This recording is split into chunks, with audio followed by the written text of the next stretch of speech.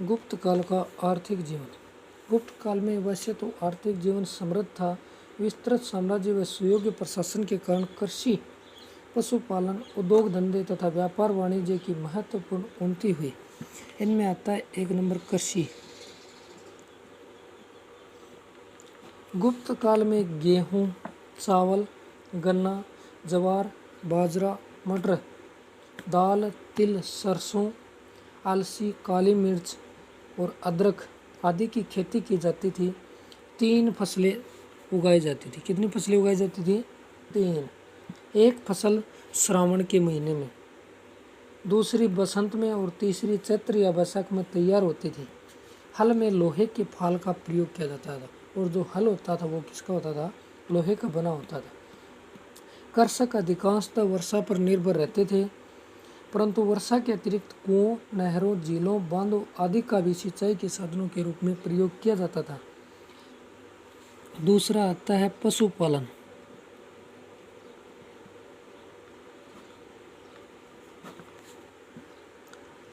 गुप्त काल में पशुपालन भी जीविका का एक अन्य प्रमुख साधन था, जिनमें प्रमुख पशु निम्न थे: गाय, घोड़े, भैंस, ऊंट, बकरी, भेड़, कुत्ता आदि जानवर पाले जाते थे।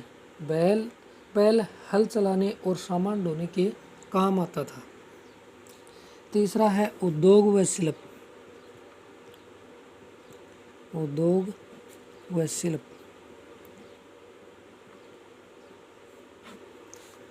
गुप्त काल में अनेक उद्योग धंधे विकसित हुए। इस युग में धातु शिल्प, वस्त्र उद्योग, आभूषण कला, काष्ठ उद्योग, पाषाण उद्योग, हाथी दांत का काम, धातु क्रम, बर्तन उद्योग, जहाज उद्योग, संगत राशि, पच्चीकारी, चमड़े का उद्योग, तेल उद्योग आदि उन्नत अवस्था में थे।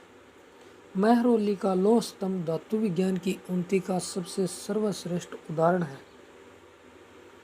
सुल्तानगंज की बुद्ध की मूर्ति गुप्तकालीन ताम्र शिल्प का श्रेष्ठ उदाहरण है। गुप्तकालीन धातु क्रम का सर्वोत्तम रूप इस काल के सिक्कों में देखा जाता है।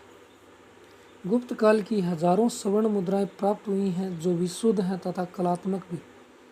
गुप्त काल की आर्थिक संपन्नता, कलात्मक सौंदर्य सृष्टि तथा तकनीकी कौशल के उत्कृष्ट उदाहरण मिलते हैं। वस्त्र निर्माण भी गुप्त काल का एक प्रमुख उद्योग था। 4 नंबर पॉइंट आता है श्रेणी संगठन।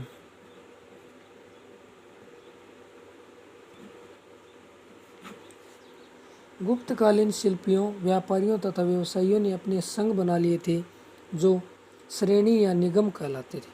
जो व्यापारियों के जो संघ थे वो श्रेणी या निगम कहलाते थे। श्रेणी या निगम।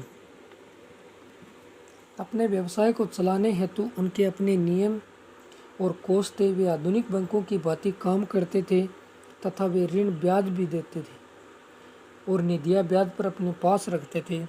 श्रेणियां सामाजिक दृष्टि से उपयोगी कार्य भी करती थी, जैसे मंदिर, तालाब, सभागृह, विश्राम गृह आदि का निर्माण करवाना।